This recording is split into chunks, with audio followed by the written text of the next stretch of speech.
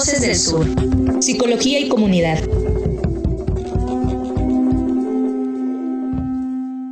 ¿Qué tal, amigos? ¿Cómo están? Muy buenas tardes. Dentro del cuarto Congreso Internacional sobre Problemáticas Contemporáneas, Violencias, Resistencias y Disidencias, Voces, Sentires y Miradas desde el Sur, les presentamos la siguiente entrevista con el doctor Jorge Mario Flores Osorio.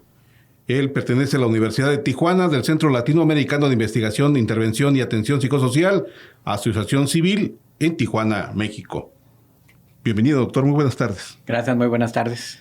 Y los dejamos con nuestro compañero coconductor, que también está dentro del programa. Adelante, Manuel.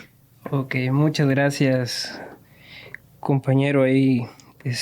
Pues bueno, un poco la pretensión es generar una especie de diálogo que podamos conversar acerca de este tema, de esos temas que ha abordado en la conferencia, que en lo particular son temas que se me hacen sumamente interesantes y además por el carácter que tiene la investigación que actualmente estamos desarrollando como parte del programa de maestría, precisamente en estudios psicosociales, algo que estamos abordando es la violencia estructural. La violencia estructural, en el caso de mi trabajo de investigación, tiene que ver con cómo está inscrita dentro de la formación del psicólogo. Entonces, porque a veces se piensa, por ejemplo, de que, bueno, nuestro actuar siempre tiene que ser como benevolente para la sociedad, pero no somos del todo conscientes de que en ocasiones en nuestra práctica ejercemos algunos actos de violencia, que parte de ello tiene que ver con esta falta de reflexión acerca de nuestra propia práctica, teoría, y un poco lo que escuchaba, por ejemplo, en un momento de la conferencia es de que el psicólogo tiene que aprender psicología, ¿no? Pero también creo yo que más adelante tiene que migrar a algo diferente. ¿Qué sería como eso diferente que después de haber consumido, después de haber digerido la cuestión teórica que tiene que ver en su formación, ¿cuál sería ese elemento diferente que tendría que agregarse? Bueno, me parece la pregunta bastante complicada en términos de respuesta. Pero efectivamente, una vez yo conozco, digamos, el campo en el que trabajo, uno de los elementos que me parece que tienen los psicólogos en su ausencia es el conocimiento de la historia, el conocimiento de la realidad.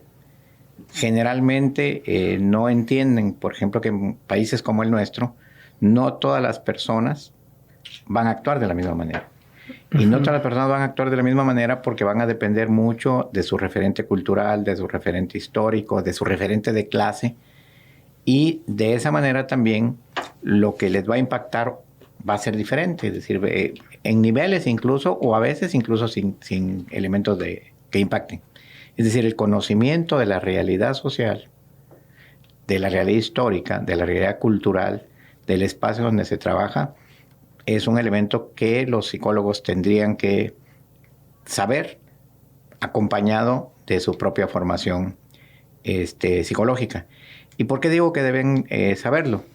Porque lamentablemente la mayoría de teorías que se estudian en las escuelas son teorías descontextualizadas de nuestras realidades.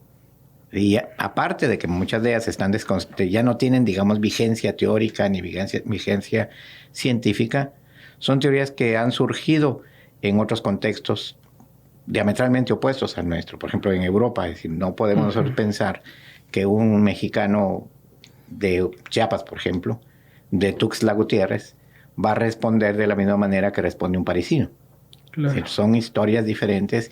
Incluso la cercanía que los parisinos tienen con la educación, con la cultura, no la tenemos nosotros. Sobre todo con esa cultura muy sofisticada, digamos, de arte, de literatura, de música, que le llaman algunos música culta. ¿Sí? No la tenemos. Entonces eso hace que la persona que llegue, digamos, si es que me dedico a la parte de consultorio, digo yo, con nosotros, la manera en que ve el mundo, la manera en que reacciona ante el mundo, va a ser profundamente diferente a lo que pasa con un parisino, para poner ese elemento. Pero aparte, buena parte de lo que se aprende en las escuelas de psicología ni siquiera tiene una base importante teórica, es decir, no está contextualizado. Y uno de los puntos que, bueno, ya no me dio tiempo mencionar ahí, pero por ejemplo yo sostengo que todo proceso, o toda comprensión de un proceso tiene 3 elementos. Freire hablaba de 2 elementos, de texto y contexto. Pero yo digo que tiene que tener un pretexto, un texto y un contexto. Y cuando hablo de pretexto, por ejemplo, me refiero a 2 cosas. Como antecedente a lo que está sucediendo, pero también como justificación histórica del acto. En consecuencia, si los psicólogos no tienen el cuidado de situar, digamos, cada situación en esa dinámica del pretexto, el contexto y el texto de la persona con la que se estaba trabajando, lo único que se hace es imponerle una idea de mundo. Y eso, a propósito de violencia, si tomáramos o extrapoláramos la idea de un europeo, de Pierre Bourdieu, cuando él dice con la educación de violencia simbólica, es decir, cómo le imponen a los alumnos una forma de pensar que no necesariamente ellos quieren pensar. Entonces, de alguna manera, si extrapolamos eso, y a pesar de ser una versión francesa, me parece que los psicólogos estarían ejerciendo violencia simbólica. Porque al final de cuentas quieren imponerle una forma de vivir, una forma de ser, bajo un principio de estigmatización. Entonces me parece que todo eso sería fundamental para los psicólogos, es decir, ir más allá de la propia disciplina. Eso me recuerda a un extracto de una entrevista que llevé con uno de los sujetos que están en el trabajo, en el que decía de que ha ido a algunas comunidades y él veía como esta necesidad de llevar la psicología para que eso les ayude, ¿no? Pero pensando no como de que existe una especie de modelo de cómo debe de ser una persona y vamos a ayudar a las personas indígenas, vamos a con la psicología. ¿No sería como una especie de imposición o colonización en ese acto? Bueno, la primera cuestión es que yo, comentaba yo ahorita en la conferencia que la perspectiva de los compañeros comunitarios, si hablamos de comunidades o de naciones originarias, como yo les llamo, no comparto el concepto de pueblos originarios, si me da tiempo lo explicamos. Es un mundo diferente, una cosmogonía diferente. Los sentidos y los significados que tiene la vida son diferentes. Y una de las cosas que los psicólogos les cuesta entender, no solo yendo a una comunidad, sino en general, que el sentido que cada persona le da a una situación es diferente. No todos tenemos, no para todos tiene el mismo sentido una situación. Y si eso lo vamos a hacer a una comunidad donde la cosmogonía es diferente, los sentidos son profundamente diferentes. Y ahí no solo los sentidos, también los significados. Entonces, me parece que el otro problema que tú mencionas, que yo no comparto, por ejemplo, ni la idea de sujeto ni la idea de individuo. ¿Sí? Hoy se ha instalado con la crítica a la modernidad europea, se utilizan conceptos europeos como el de sujeto, subjetividad, de constitución de subjetividades. Tiene que ver con pensamiento postmoderno europeo. Okay. Yo realmente comparto la tesis de la persona. De la persona, que también es complicado el concepto porque hay tradiciones en psicología que lo tienen muy manipulado, como el caso de la terapia centrada en la persona de Carl Rogers. Entonces, el concepto de persona, pensado en términos de esa constitución, pero que está dando la posibilidad de que cada uno de nosotros le demos un sentido diferente a las cosas. Y eso no es individualismo, es una cuestión de orden personal. Y en la manera que yo, o el sentido que yo le doy a las cosas, es también lo que me lleva a actuar de una u otra manera. Y cuando yo pienso que todos actúan, y la idea de sujeto al final de cuentas generaliza, ¿sí? Todos actúan de la misma manera, estoy quitándole la oportunidad a la persona de su particularidad. Y aunque estemos en un proceso comunitario, yo sostengo, por ejemplo, que la comunidad solo existe si está constituida por diferentes. Si está constituida por iguales, no hay comunidad. ¿Sí? Justo lo que pasa en una comunidad es que podemos debatir, podemos discutir el sentido que para nosotros tiene una situación y en ese debate, en esa discusión, llegar a un consenso de lo que estamos discutiendo. Y cuando hablamos del problema del psicólogo, Y el problema de las concepciones de sujeto, por ejemplo, es que al final de cuentas, de todas maneras, vamos a ponerle o a meterle una idea que nosotros como psicólogos creemos. Porque digo que creemos, no la sabemos, que ese es el otro problema. ¿Sí? Y la creemos también con lecturas que tenemos parciales. Porque esa es la otra cuestión, decía yo hace un rato. El problema es que los psicólogos ni siquiera leen, por ejemplo, yo puedo ser conductista, pero tengo que leer a los conductistas, ¿no? Claro. Directamente, no de lo que me dicen de los conductistas. De la interpretación de lo que dijo. Y entonces a mí me parece que ahí está el problema de que el psicólogo cree que es alguien que puede ayudar al mundo. Y la verdad es que no es así. ¿Sí? Porque así como ahorita estamos tratando de conversar, la vida, la dinámica en la vida es una conversación. De hecho, yo en las comunidades no trabajo ni con entrevista, ni con historias de vida, trabajo con conversación. Porque a mí me parece que es mucho más rico cuando yo me siento a conversar con los compañeros, que van saliendo y van surgiendo las cosas y nuestras diferencias, nuestras posiciones. Y eso me hace entender mejor o comprender mejor el problema. Haciendo uso de esta hermenéutica dialógica que mencionó. Exacto, de esa hermenéutica dialógica. Y esa hermenéutica solo se puede dar en relaciones simétricas. Y el psicólogo, por donde nosotros lo veamos, tiene una relación asimétrica. Y más ese psicólogo que se siente consultor, que se siente clínico, digamos, por usar conceptos que dicen, que ellos creen que tienen la varita mágica para decirnos cómo debemos comportarnos. Hay cosas, por ejemplo, ya en cosas muy especializadas, el asunto del duelo, ¿no? Entonces hay que ir y trabajar el duelo con esa persona. Pero ¿quién te dijo a ti que esa persona está viviendo la muerte de la misma manera que todos? Claro. ¿Sí? Porque hay cuestiones personales, hay cuestiones culturales, hay cuestiones de clase. ¿Sí? Entonces yo no puedo pensar que todos debemos, dice, hay que ver que acepte la pérdida, pero ¿qué tanto para una persona es pérdida? ¿Sí? Para quienes no es una pérdida, una muerte, ¿no? ¿Sí? Hay para quienes sí, pero más bien hay otros elementos. Entonces, para poner un ejemplo, y porque en lo de las comunidades, por ejemplo, durante los acuerdos de paz que me invitaron a mí, los psicólogos querían ir a trabajar el duelo con los compañeros mayas, ¿no? La muerte en el mundo maya tiene un sentido totalmente diferente a lo que la muerte tiene de sentido para nosotros. Claro. O con los judíos. Por ejemplo, ¿qué vas a trabajar el duelo? Si hay toda una tradición cultural donde el judío se sienta 7 días como parte del duelo. ¿Sí? Es parte de su cultura. Y el propio proceso en donde el que muere va a ir a través de un espacio especial hacia la tierra prometida, hacia Israel, pues.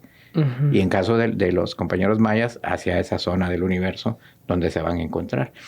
Entonces, si no comprendemos eso, los psicólogos pues no tenemos nada que hacer. Y si a eso agregamos que siempre la referencia es al individuo, es decir, el individuo es el culpable y no la dinámica estructural a propósito de lo que tú hablas de violencia estructural, que es lo que finalmente va generando todas esas cuestiones. Y entonces me parece que no, por eso puse algunos ejemplos ahí de lo que me decían los compañeros mayas. Los psicólogos en las comunidades no tienen realmente ninguna posibilidad. Lo que pasa es que los compañeros mayas, por ejemplo, si resistieron 500 años haciéndonos creer que lo que nosotros les decíamos era correcto, pues ¿qué les cuesta, como decimos aquí en México, darnos nuestro avión, ¿no? Tú le dices algo y te dicen sí. Decían, justo en las exhumaciones, me acuerdo una vez conversando con una compañera, decía, sí, es que mira, dice, vienen los psicólogos y nos dicen que lloremos. Pues lloramos. ¿Qué perdemos con llorar? Porque no está el psicólogo comprendiendo lo que pasa. Claro. Y eso es trágico, pues. Así como decía yo ahorita que los psicólogos no aprendieron a escuchar, tampoco les enseñan a pensar para comprender lo que está pasando frente a ellos. Y desde lo que está pasando frente a ellos es donde uno podría pensar qué posibilidades tiene de, en una relación simétrica, contribuir a que la persona tenga un camino diferente.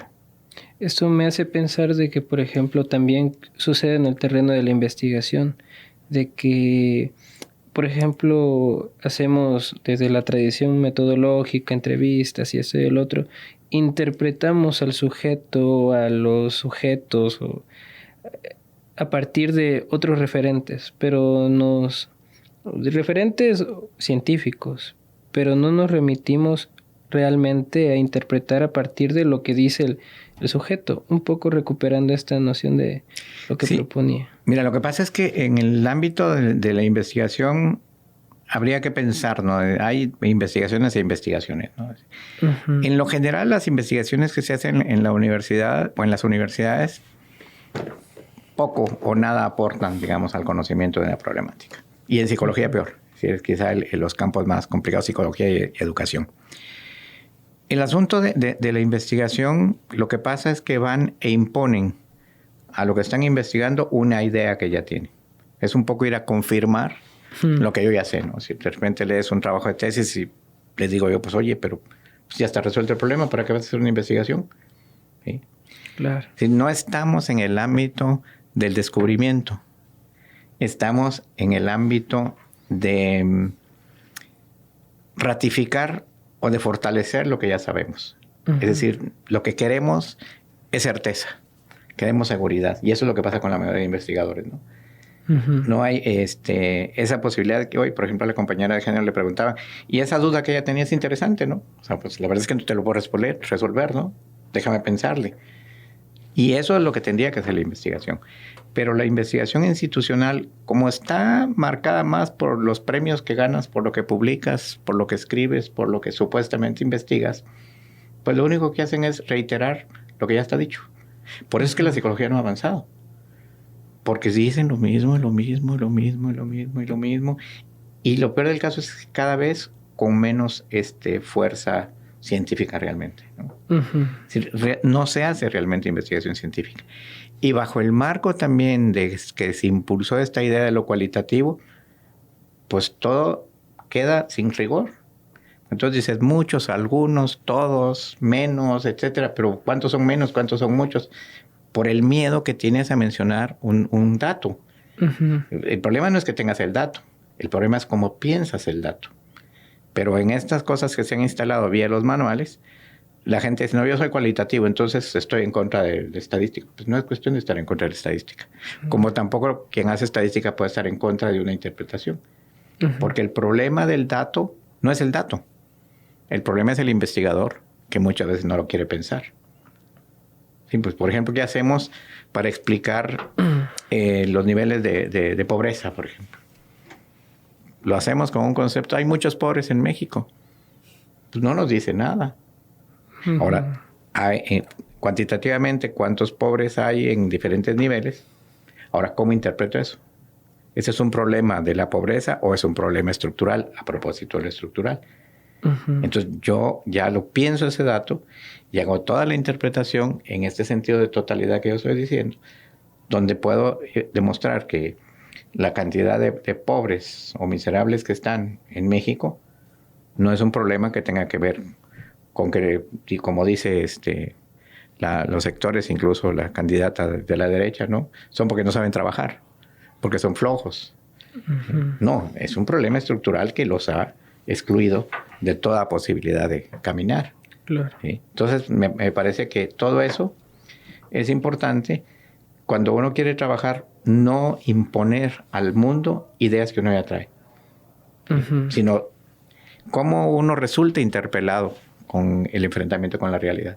Y no es fácil, es doloroso indudablemente cuando uno llega con una idea y te das cuenta que no es así.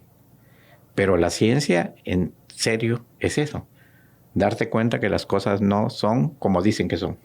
Uh-huh. Que hay algo más en ese mundo de realidad. Y en la dinámica de la investigación social o de la investigación humana, el problema es más complicado que lo que implica la investigación en ciencias naturales.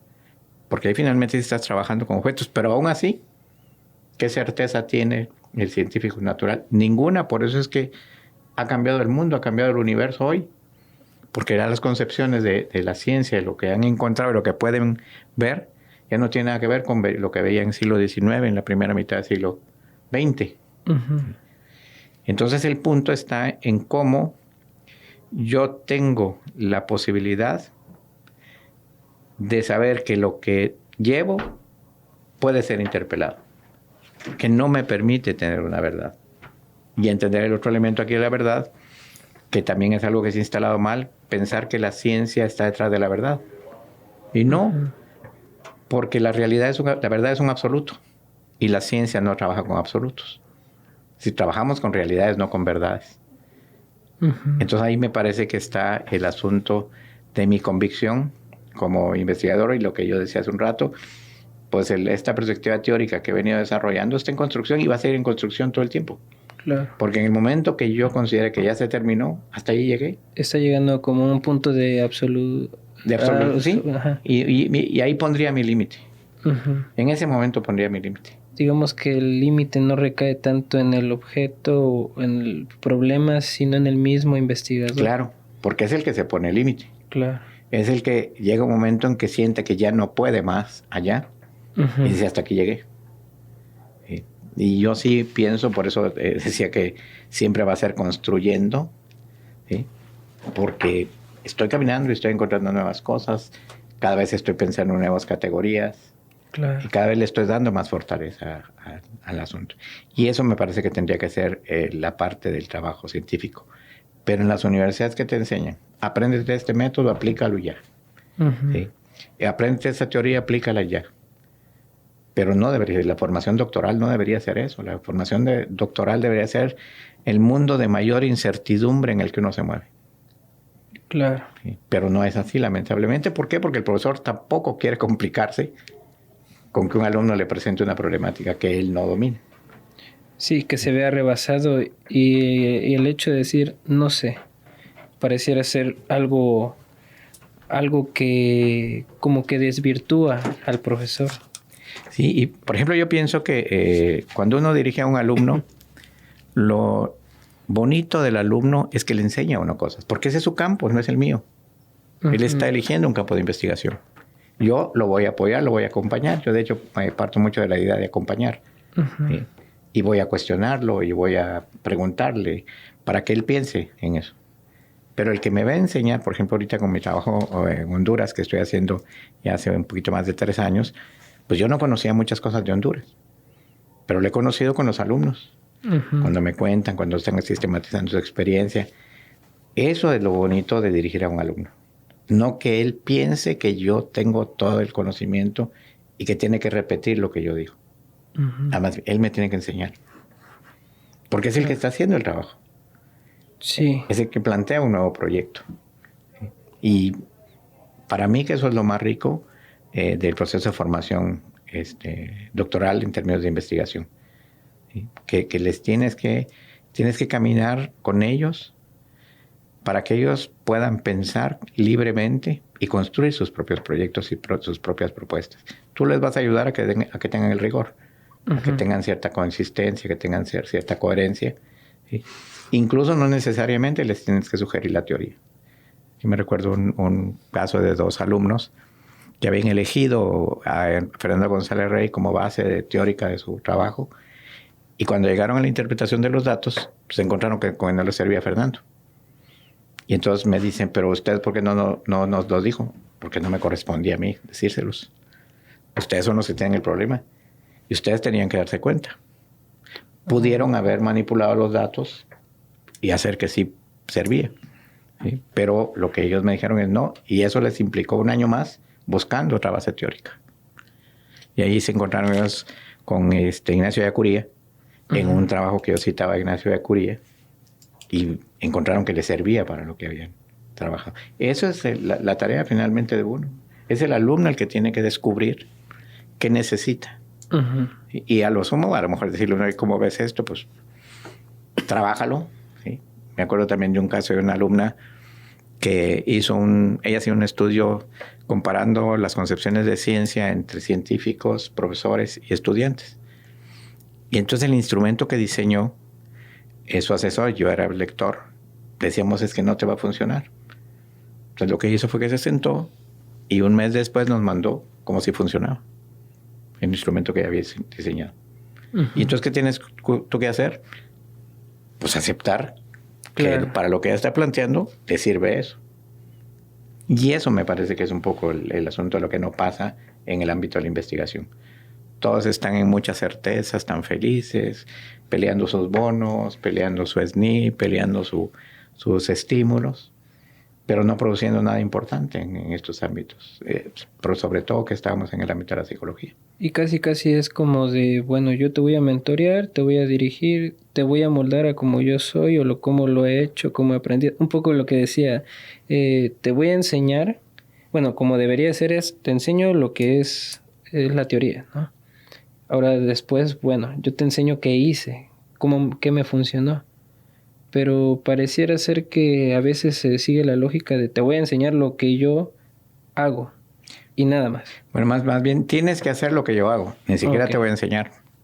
Tienes que hacer lo que yo hago. Y pierden de vista que no todos los problemas se resuelven de la misma manera. Que cada problema tiene su propia manera de resolverse. Yo en algún trabajo viejo digo que una de las cosas que tiene que aprender el estudiante es a desestructurar la lógica del problema que tiene. Uh-huh. Porque si desestructura la lógica del problema que tiene, encuentra cómo resolverlo. Pero si tienes el problema y le impones una lógica externa, nunca lo vas a resolver. Uh-huh. Y eso es lo que me parece que pasa en lo general, igual que pasa pues con el psicólogo que va, el sociólogo que va, el trabajador social, van a imponerle una idea de mundo a la gente. Uh-huh. No a pensar con la gente. Claro. Sí, me parece que por ahí estaría la cuestión de lo que me planteas. Sí, porque recuerdo también una experiencia de unas compañeras que decían, bueno, estábamos en la clase de modificación de la conducta. La instrucción del maestro fue, vayan, apliquen desensibilización sistemática para atender alguna fobia que tenga el paciente. Uh-huh. Bueno. Pero de pronto el paciente me empieza a hablar de su vida. Y nosotros nos quedamos sin saber qué hacer, porque no es parte de nuestra práctica. Y entonces, ¿qué hicieron? Les pregunté y nos quedamos calladas. No, cerramos la práctica y cada quien a su casa.